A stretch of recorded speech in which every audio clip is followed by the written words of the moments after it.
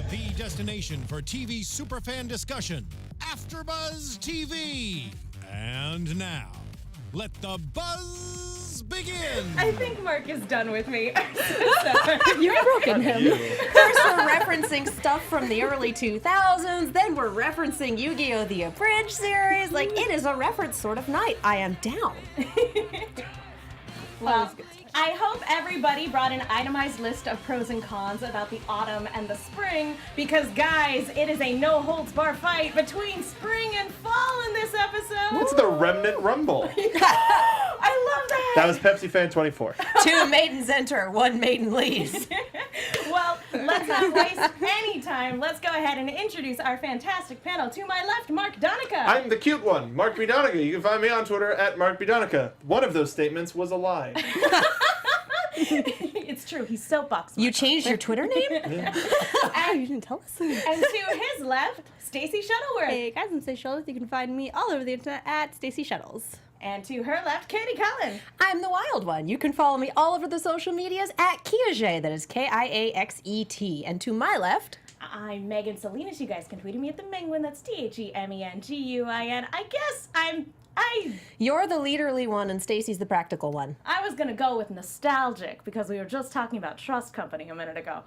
That too. And Patrick's the missing one. You can follow him at P to the D's. He's really trying to make it for the finale next week. He's been not appearing in this season, but we miss him, and hopefully he'll be able to join us for the finale next week. Hopefully. Fingers crossed, because we miss him. That being said, you guys watching live, we've got a couple people watching your comments on the live chat, and we are going to be keeping an eye on the hashtag RWBYABTV. And speaking of the finale next week, guys, we can't stress enough how important it is for the community rules and for the people who watch via public release only. Please, please, please, no spoilers in the live chat, no spoilers in the hashtag, and no spoilers in the comment section. Please, please, please be courteous to the people who watch the show via public release. Be good to each other. Be good to yourselves. Be cool. Love the world. Don't be that guy. The one thing I'm concerned about that we probably won't talk about until the end of the show is, will 1 hour next week be enough to talk about the finale? I hope we have enough time. The answer is no. The answer may surprise you. Ooh, I like that. Actually, really quickly, I wanted to address this before we get to those. Sam Green in the chat said, then we can't talk about the 2 trailers. Rooster Teeth released the trailers on Twitter to the public, so we are going to talk about them at the end.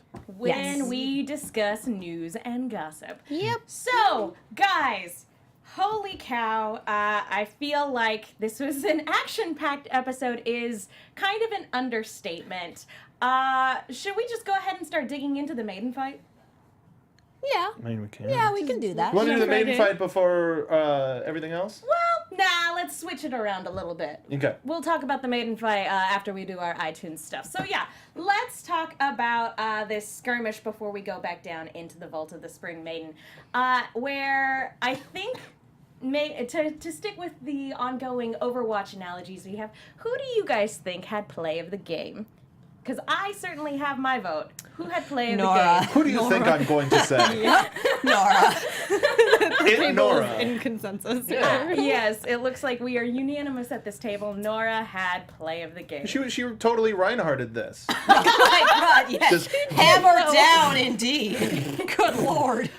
Yeah, we see a lot of little plot threads that were introduced at the beginning of this season kind of come full circle, one of which being Nora's electric powers, talking about how electricity, the reminder that electricity jolts her back up.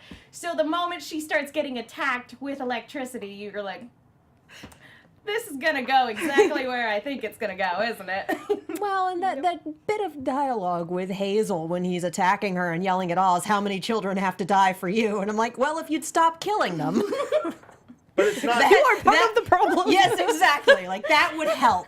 That's what makes villains so good, though, is they are no matter what, always right, no matter what it is. No, legitimately. If they don't think that they're right in their actions, then we have no reason to believe in their convictions. Oh, yes. He doesn't know what her semblance is. In his mind, he's literally electrocuting this girl directly to her brain and going, Ozpin, look what you made me do!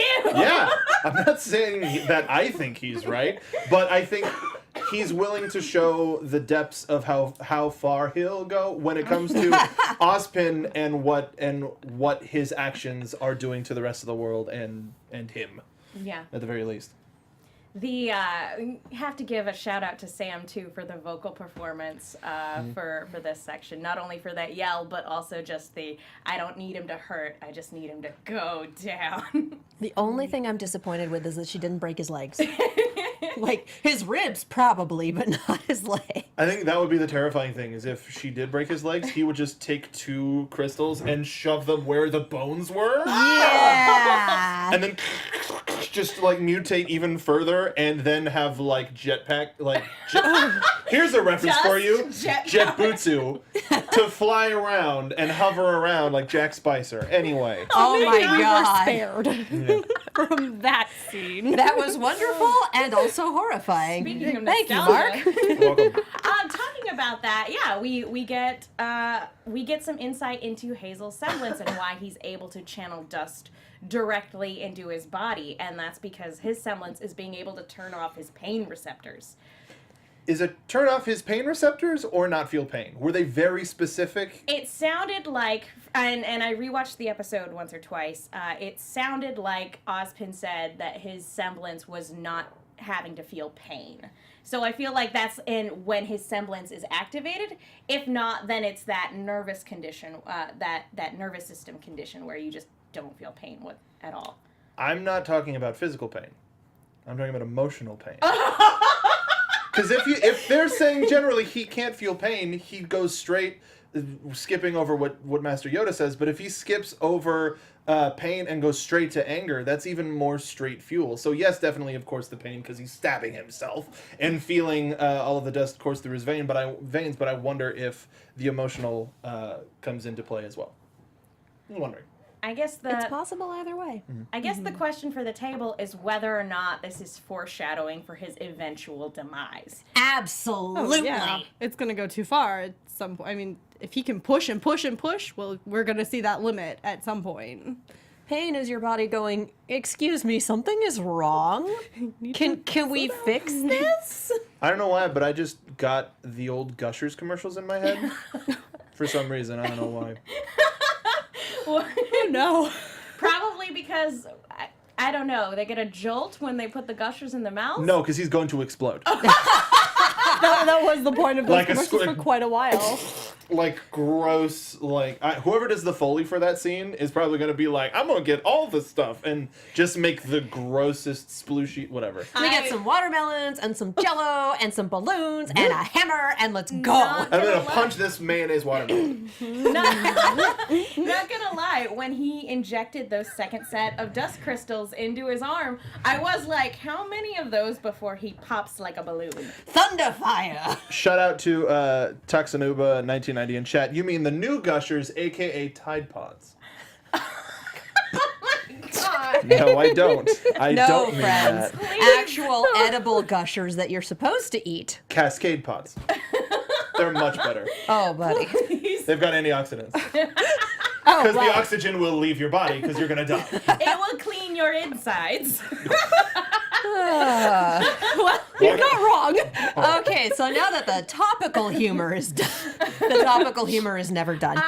Yeah. Yeah, when it comes to Hazel, I am very much reminded of an episode of Yu Yu Hakusho where one of the minor bad guys had a lackey who couldn't feel pain. And that's, a good way of eventually the thing just stopped because it's like there was no indication of like how bad the damage was at any given time. So yeah, I feel like either one day Hazel's just gonna stop or he's going to explode. It's 50-50 on that one. I mean, what I found interesting about this season, and I think this is more of a personal thing, the longer we go on, the more we get to know about any and all of our villains, the less sympathy I have for any of them. Yeah, they're like, oh, we have this tragic story. Someone did something horrible to me, and then you hear the story, and it's like, well, No, she made a choice, No. and you're in denial. no, Or- you're kind of being rude about this. This is not necessarily This awful thing was what done to you me. say it is. This terrible thing was done to me. Okay, but you also might have murdered a child? Jury's still out on There's that. several at this So point. Several. Might. Gretchen dies, Might and have. Hazel bursts into Ozpin's office and goes, "You killed her!" And his response is, "Rude. Excuse you." No, not. Obviously. I'm in a meeting. Thank you very much. The school budget isn't going to make itself. Go outside, knock on the door, and try it again. I feel like that wouldn't help. No. I don't think Ozpin would have lasted too much longer at that point. I don't think either of them would have made it out of that room if he acted like that. Man. But we also get a little nuance to Jean's power as well, because we had long suspected that his semblance might be tied to healing, and there's a little bit more nuance to that. It's, as has been pointed out numerous times to us this season, it's a person's aura that heals them. What Jean's semblance actually is the ability to use his aura to amplify others. Now, again, I feel like this may very well be foreshadowing, given which historical figure he's based off of. Go It's on. possible. What I'm wondering is, he can use his aura to boost other people's auras. Can he use it to shut it down? Does the power work in reverse? I don't want a bloodbender situation. Ooh. I do. That would be so interesting. But not from Jean. But Yeah, I don't- it would take out a person's shield, though. It's not going to straight up murder them. It's just going to take out their shield. So Jean's gonna be like, I didn't kill them. I just made it impossible for them to I just defend gave you a themselves. loaded gun. Exactly. I didn't kill him. The bullets in the fall killed him. Guns don't kill people. I do. No. Sword guns kill people. Sword guns. Yeah. I was expecting a Night Vale NRA quote, but that was That better. is what I was expecting as well. Nobody has it's ever been died from years. the application of a gun. We are all functionally immortal. Good night, People Haven. kill guns. Like, Good night. Complete sidebar, I would absolutely listen to a Night Vale style radio show about Remnant. Oh my god. Hey, we've got some content to fill. I feel like it would lend itself to it pretty well, too. What? Oh my god, yes. Well, especially. would. Okay, we're going on a tangent. Just stay with us, especially if you're a fan of the Going franchise. on a journey So, with us. so check it out. We lost our worldwide communication, so now people are reliant on community broadcasts. Mm-hmm. So the Night Vale of Remnant would be the Dragon Continent. Like a fringe tiny city on the Dragon Continent where it's like, Yes. this is normal. Yes. So if you want this, Hashtag original content, do not steal. we'll do it. Hashtag fanfiction, do not steal. Just say yes or no. Follow us on Twitter at ABTV Rooster Team, and we'll get to work on that. Here's the other thing. We live in a world where people have individual superpowers and monsters spawn out of shadows and disappear back into them when they die. What are the urban legends like here? Yeah. Think of your They're campfire about stories. gods and magic powers that are somehow different than superpowers. No, not the myths, like the urban legends. Oh, like the guy in the back hook, seat? the hand hook car door urban legends, that sort of thing, or like Slender Man. Your creepypastas. What are those like? Creepy ramens? In Remnant. Aye. Your creepy noodles. We have some thinking to do. Yeah, you know who's a creepypasta in the world of Remnant? The flippin' old man who works at every location. Can you imagine the stories about him? And we have our first plot of Welcome to Remnant Night Yes. Vale. Oh my gosh. welcome to Peters, Vale. You know, the farmer. Yeah. Guys, Welcome to Vale. thank you for going on this journey with us. Nobody's joining. I can't even tell you how happy I am in this moment. But Shadow Knight did bring up a good point, sort of to a similar place that you were going, was can John overload somebody? Ooh. Cough, cough, Hazel, cough, cough. Explode. Yeah. It's like, listen, I just didn't want him. I wanted him to stop. I was just trying to stop him. Well, he's dead now. I still don't know how to Good. He stopped permanently. Well, you stopped him, all right. Sometimes things are born, they live, and then they stop. Forever. Good news, nobody's coming along with us on Welcome to Night Vale Remnant Edition, so... No one's going to go on that journey with us? I don't know if I'm really surprised. I thought this audience would be familiar. Well, you guys will just have to let us know on Twitter then. Or, gonna have to deal with it, because we're doing it anyway. This is full steam ahead. There's no slowing down this ride. There's no stopping this runaway train. But to get back, during this skirmish, freaking Hazel gets launched out into the courtyard. And it's kind of hilarious because even though he's still enraged to the point where he injects himself with more dust crystals, he also takes a minute to just like kind of catch his breath and look on at the hot mess that unfolds in front of him. And that is the White Fang versus the volunteer army of Menagerie. Blake versus Adam.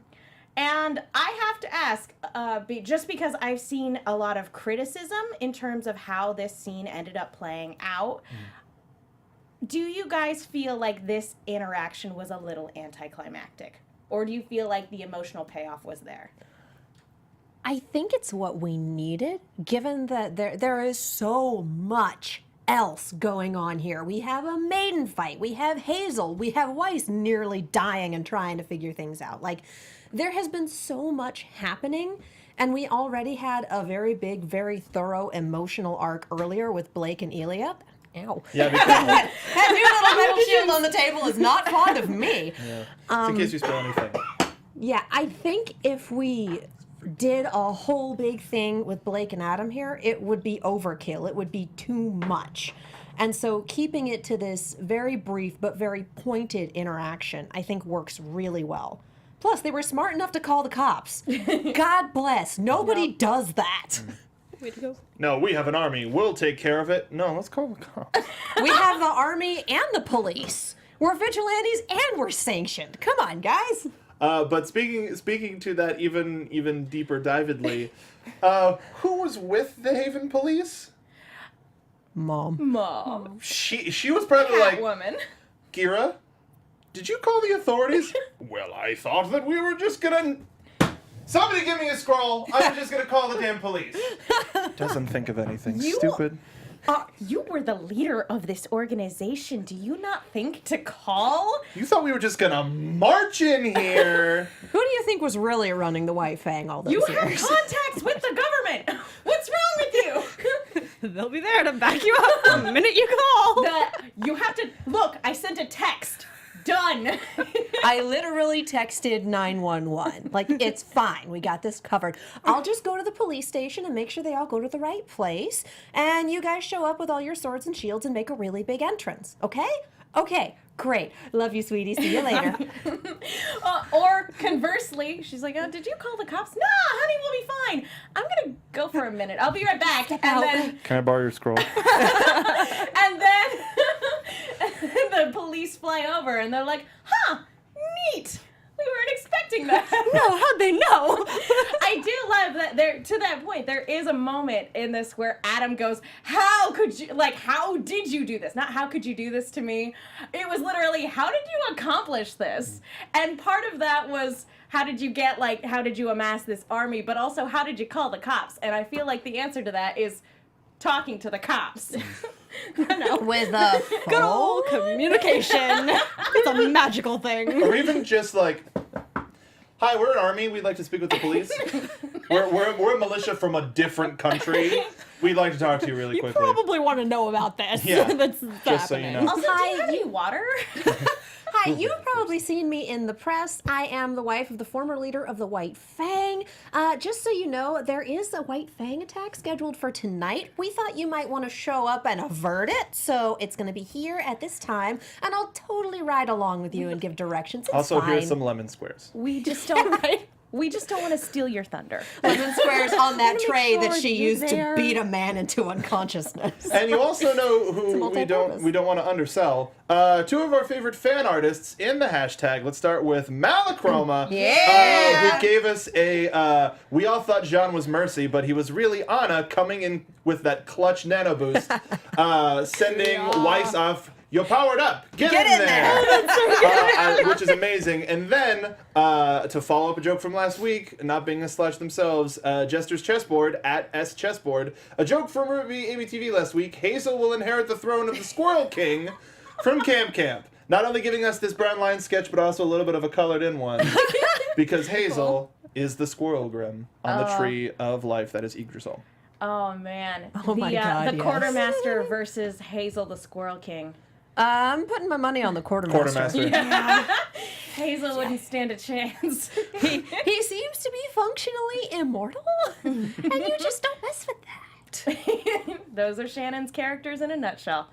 So yeah. Oh my God. So you guys didn't have, you didn't take any issue with Blake and Adam's interactions, because in this, I've seen the criticism that he's been calm and cool and collected up until about halfway through this season, where he became very unhinged, and a lot of people feel like that's, I don't know about a lot of people, but I've heard the complaint that that seems like a character inconsistency. I mean, because as he's getting what he wants, I think what he's really hunting after. I mean, it's pretty clear that he's pretty obsessed with Blake. Yeah. Just kind of possessing her in that way. And so I actually really love this interaction because she does not have to give him the time of day. And you know what? She deserves that. She has earned that. Writing him off and moving on and everyone else coming in. So I thought that was a wonderful way to do it. Yeah. I love that. I think it shows how much Blake has grown and how little Adam has grown. Yes. Adam hasn't done anything to better himself as much as he's like, it's all about my white fang brethren. Brr. He's not in the mindset for growth. He thinks he's perfect already. Men. But he hasn't done any growth. He has stayed exactly the same. He's the exact same character that we met in the I'll set the charges. He's the exact same kid that we saw on that train in the previews, and nothing has changed. But Blake has become so much a better person. I think you're right. Malachroma says Adam stopped being hinged a season and a half ago. I'd say longer, but I'm with you. To me, this doesn't seem like an inconsistency. This is something that's always been there. But because we don't see him as frequently as we see a lot of other characters, it may seem like more extreme development. But you guys are right. He is absolutely the type to be like, when everything is under control and when everything's going really well for him, he presents himself as completely calm and in control. And the second something goes wrong, he loses his godforsaken mind. Yeah. We all initially thought he was a sociopath. The second, as you said, something goes wrong, we see, no, he's a psychopath. That's what he is. There is a distinction. So yeah. I agree. I feel like this is a moment Blake needed for sure. That, and I've been waiting all season for someone to punch him in his stupid face. So Dumb, stupid, ugly, dumb, idiot face. And we've that he was summarized in the series as spite. And this is absolutely that. Like, hey, maybe you should not blow us all up. No, I'm making them pay. Oh, honey, you need to stop. That, Just no. I feel like that particular action, that speaks volumes about the type of person that he is. He would rather literally burn the white fang to the ground if it meant taking out his enemies. And I have to wonder if he thought that he would survive that blast and just didn't care about anyone else. Like, I'm wondering if that wasn't the case. Agreed. Two good points in chat. Eastman, who I haven't seen in chat since our Little Witch Academia series. Adam is a very, very, very poor man's Azula. And Lord Jeremiah, Adam is emotionally unstable. He's either in full control and calm, or he makes angry bull noises. Him being unstable was seen when the Fox brothers watched his video back at Menagerie. Oh, yeah. Yep. He seems unwell. Oh, that man's a pancake now. Yeah. Frosty Jack Adam is the Anakin of Remnant. No, because Anakin got redeemed. Actually, earlier in chat, someone, I don't remember who, it was a while ago and I can't scroll that far, someone was like, Blake, it's over, Adam. I have the high ground, literally and figuratively. Someone please I send love me you that. all. That's pretty amazing. Someone please draw or Photoshop me that because I love everyone in this bar. Props to Elia, too. Oh, yeah. Oh, she's the best. Yeah. Still one episode left. Yep. Okay, so before, the only other thing I think we should comment on is that there is a little bit, talking about those plot threads that did come back around, there is a little nod to RWBY getting better at hand-to-hand combat, using the exact same move that Oscar used earlier in the season to hit Mercury in his stupid face. And that was great. I just love that the second she's disarmed, he kind of just completely drops the pretense of being in battle and goes, oh, what are you gonna do? And I'm like, oh, you let your guard down. She's gonna murder you is what she's gonna do. Yeah, and that's another interesting example of kind of our villain character staying very stagnant while we're watching everyone else grow and adapt. So where he's like, oh, well, it's over. I disarmed her. She couldn't fight back earlier. Why would she be able to do it now? Well, people grow. People learn and change. Meanwhile, you've been standing around for a season looking scared. May I say, absolute power means absolutely nothing. Because anybody on that side, on Salem's side, is like, we've got a god. We don't have to train. We're sitting around this sweet evil boardroom, and there's this weird jellyfish guy over there, but we don't care. As long as we give the jellyfish like 10 feet. Yeah, we're good. It's As long as, let's just not poke tiny Cthulhu. Yeah. Oh! Oh! I didn't think that popped so many people. But yeah, why not? Please don't do that. The people, Please don't do that. Shout out to Anthony in the booth. the people who are only listening are just like We're waiting for the chat to catch up. tearing their Really headphones out of their startling. ears. Not watching So- Mark when he started doing that. Waiting for the chat to catch up. I will say, as Yang starts to make her way down, also talking about a plot thread from last season, not using her anger to plow through a situation, she instead works around it and drops her metal arm to go and run into the vault. And on that note, I want to talk to you guys really quickly about iTunes. Folks, thank you so much to everybody who's gone to iTunes to rate, subscribe, leave a comment. We love hearing from you. It is the best way to let our producers know that you guys like the show that we're putting on. It helps us make us more searchable. It lets everybody know that you guys like when we talk and discuss Rooster Teeth content. And if you guys do leave a comment, you guys will get a shout out on the show. No new comments this week, but we would love to have some new ones to read off for the season finale. Yeah, what the crap? Yeah, guys. Make sure you do it as early as you can because it does take a couple of days to post. If you do post outside of the U.S., we can't see that iTunes store. So take a picture of it, take a screenshot of it, and send it to us. Also, if it's not iTunes, if It it's like Google absolutely Play, still counts. it's, Yes. yeah, Google Play, any podcast service. If you leave a review, please take a picture and send it to us. As the only thing that we have access to is the American or the U.S. iTunes store. So if you're in any other region, on any other podcast service, please send us. We would love to shout you out because we love you all, even you. You know who you are. You specifically right there. Okay, let's go into the vault. Oh, go ahead. Oh, real quick, I just want to bring this up because it made me happy. Princess Ponies in chat says, as long as we feed the jellyfish Johan's music, everything will be fine. Oh, Adventure Zone references. I love you. my heart. So yeah, let's go into the vault of the Spring Maiden, where we get probably the most fantastic action sequence of the season and arguably of the series so far. Did you guys have a particular highlight from this fight that you just as your personal favorite moment? Freezing Cinder in place and just rocks fall. That was beautiful. That was a good time. I think the moment when they started jumping up on the floating rocks and the music really kicked in, I was like, yes, let's go. We talked previously about the various changes and the evolution, I should say, of what the fight scenes have been in this show. And this shows that they can still go back to that heavy-hitting, ass-kicking music video, rock video sort of style, Dragon Ball Z-esque style. It was full Dragon Ball Z. And Oh, yeah. the power difference between the two is shown if you look at how Cinder froze Raven in the last episode versus how Raven froze Cinder in this episode, it's a lot more precise. It's a lot more effective, and not just black and white. No, it's Raven. Oh boy, being a powerful still bitch, but she's being powerful, and really showing the difference between how a scavenger, a scrappy scavenger who does what they need to survive versus a prima donna like, oh, my mom gave me these powers, can really handle themselves. My mom and Dr. Watts. I'm special. See this glove? Years of training versus a year of training.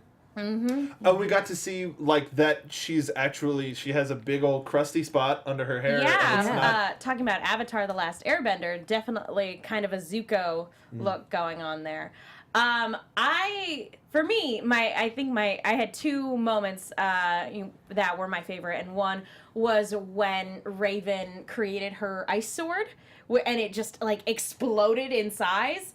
And then the other one, it was just this very subtle moment of Cinder throwing her arms back, and she did this back bend thing, and I looked at it and I was like, that looks like something a Nucklevy did. Yeah, and I was like, it made me wonder just like how much like grim essence, I guess, is in her body at the moment. Maybe it's not just her arm. Because Salem very much looks like she has grim essence from head to toe, and I'm wondering if the same thing isn't happening to Cinder. Yeah, that back bend was kind of terrifying. Like, are you supposed to bend that way? No. Terrifying is what's happening in chat right now. Let the choke go. For the love of God, let the choke go. Do we want to know? I mean, you could guess. A lot of people going, I'd let her do that. To quote my GIF from a couple of... They're having fun. They're having fun. I get what the kids are into these days. So, talking about this, Cinder falls in completely frozen... I hate myself right now. Oh boy. I hate myself right now a little bit. The best. But So in the writer's room though. So how are we gonna off Cinder? Well, Cinder falls. We're gonna go full Disney villain, and now that's the question: is Cinder dead? I don't think so. Somebody quoted you saying, "No body, no dead." Yeah. No, the reaction video went up a few days ago, and that's... when it comes to deaths in media, I kind of sit on comic book logic. Like, either show me their dead body or confirm it somehow, or that got really macabre, but nonetheless. Show me the body! Show me the body. It's like, we threw them off a cliff. Well, they might have survived. And for everyone who's like, Felix, and like, no, we got alternate confirmation that he was dead with the sword thing. We have no confirmation. We have someone mentioned that you can hear the sound of shattering while Raven is looking at her falling. And I listened and I didn't hear it. So, yeah. Because then I don't think so. But also, who would Cinder think of that the powers would go to? Emerald, Raven, or Ruby. or Ruby. Salem. Yeah. It would be Emerald or Ruby. It will be interesting to see if anything happens. I would be flabbergasted if we pop up it is a season finale and you're going for a surprise and stuff like that. But if like all of a sudden new main, but also I think it's a Balrog situation where I would like to see it to where Cinder comes back. I mean, not like Gandalf the White, but like Gandalf the White, where she has no memory of who she is. Oh. So the powers are lost. They're literally just lost. She doesn't know that she has them, and it might be like, a couple of episodes, and Watch shows up, and maybe Cinder's like, "What? I've been killing people? Like, maybe." I woke up with no memory of how I got this. Yes. What's wrong with mine? Anyone want to give me Hey, the Doc, 411? could you give me something for this, please? Like a shot or something? I don't get it. He just takes that little hammer and pokes the elbow to test the reflexes, and It shoots out and like throws him through the door. all right, you have some scary reflexes. Now we've got that. Just take some vitamin C packets and you'll be fine. I would love to see her come back with more Grim parts because she got mangled again and needs to be fixed. Like, how? It's one of those replacing the axe things. You replace the head and then you replace the handle, and is it the same axe? And like, well, we replaced everything. Is it still Cinder? How Frankenstein's monster do we want to make Cinderella?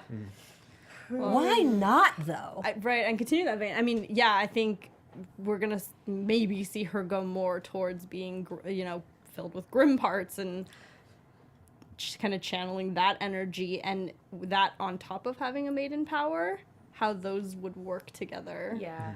Also, she fell while frozen in what might be a bottomless or very, very deep pit in a vault. So I don't think we're going to be seeing her for a while because she's going to have to claw her way out of there. It's quite the climb. Yeah. Yeah. Maybe out for another season. Her arm will turn into like one of those sticky arms that you throw up on the wall into the like Spider-Man swinging style. herself up. Yeah. Whee! Why not? She'll do the Iron Man thing and just fly with flame coming out of her hands. I'm gonna be so mad when I get back up there. Jet soup. We can rebuild her. We can make her creepier. Yeah. Stronger, This is faster, Taxanuba. better than she was before. More evil than before. Are we gonna meet Cinder's stepsisters? And watch, they're just the sweetest human beings on the planet. That'd be nice. That would be a fun twist. We haven't heard from our stepsister in so long. Is she doing okay? It's almost the end of volume 5. We still don't know why Cinder wanted power. So it could, given her Cinderella story origin, it could very well be she was beaten down, and instead of have a fairy godmother, she just decided to take magic for herself. Who knows? We don't, because she might be dead. Who knows? You know who's definitely dead? Vernal. I'm really sad because I thought there was a lot of I liked her style. I liked the type of character she was. I still hope we get to learn more about her, but ultimately it's not going to be from her mouth. Yeah. I'm a little disappointed because I much like everybody on this panel, I thought she was going to be a bigger deal than she ended up being, but that was the point. That was absolutely 100% the point of her character, and that was her role in the story, is to take the hit for Raven if she needed to. And she was a loyal soldier until the end. The very end. Yep. So, now speaking of Raven, Cinder made this underhanded comment about how much the Spring Maiden must have trusted her. Can we get one more from the chat? Yes. Tekamoa says Cinder's going to be the RWBY version of Darth Vader. Well, in the same vein, Pepsi fan said Cinder's hanging on the antenna underneath Cloud City. Waiting for Lando to like come and swing by. Emerald. Cinder.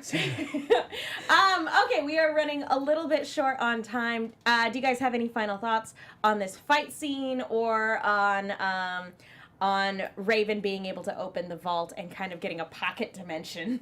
She opened the TARDIS. Like, yeah, it's bigger on the inside. What the hell? I don't know if it's a reality marble or what. Just for the sake of time, I'm going to submit mine. I don't have anything. Okay. All right. Well, let's go ahead and get. Oh, Stacey. go ahead. No, You're good too? I'm good. I'm sorry if I leaped over you. I apologize. Okay. Nah, you're fine. TARDIS jokes. So, Here we guys, go. news and gossip, really quick. AfterBuzz TV News. Earlier this week on Twitter, a couple interesting teasers were dropped. You right. So this isn't exactly spoilers. At the end of, on the website, because I'm pretty sure they won't do it on YouTube, at the end of the show on Saturday, they showed some trailers for their new projects.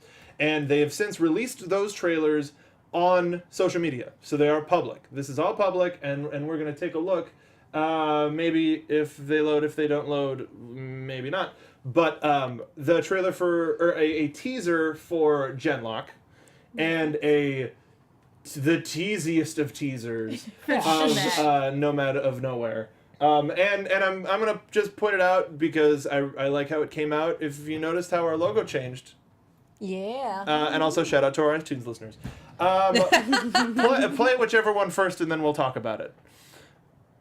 Okay, right. sorry. No So answers. it's the teaseriest of teasers for Nomad of Nowhere as it's playing. And one of the things that struck me is that we found out that it was a 2D property, and so it's going to be Camp and this, and maybe something else that they're working on. But we see these magic little rocks that are taking the logo away. It's so Miyazaki. It's not the style that I was. I mean, even though they're just rocks, not the style that I was expecting. How about y'all? Me neither, but again, we've only seen tiny rocks with eyeballs and a gloved hand, and the tiny rocks with eyeballs reminded me of Soots, so I am immediately on board. Yeah, granted, I looked at it and I was like, I can't tell if the line around all of these little rock guys is black or gray, but it is very reminiscent of Samurai Jack in that regard. The hands that came in and clapped, they had colored lines instead of black Then lines. it's very Samurai Jack. Ugh, I'm so excited. What do you think? Yeah, I'm excited. I did, like reading the description and then seeing this trailer. They do seem it's like, okay, wait, where are we going with this? But I'm about it. And it'll be interesting to see what type of a style they go with. The only other 2D stuff aside from Camp that we've seen has been X-Ray and Vav, and the very infrequently mentioned on this program, Sex Swing. So I'm very interested to see what type of style it goes with, but I'm excited for it.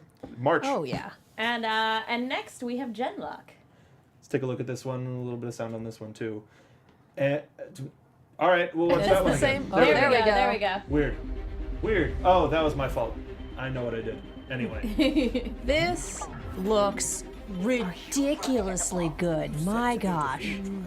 We're getting like if you haven't seen it and you're listening on iTunes, we're getting a little bit, it looks like an emergency situation where there's some sort of mechanized suit being called out of a city.